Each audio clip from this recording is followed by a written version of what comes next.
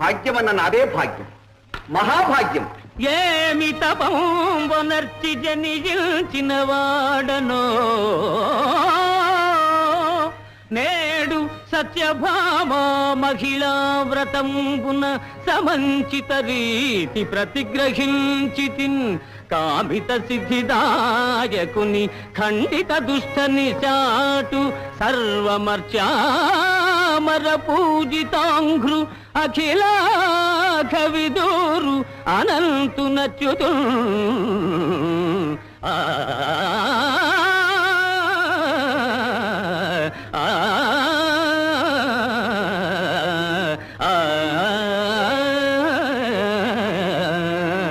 ఏమి తపంబొనర్చి జనించిన వాడనో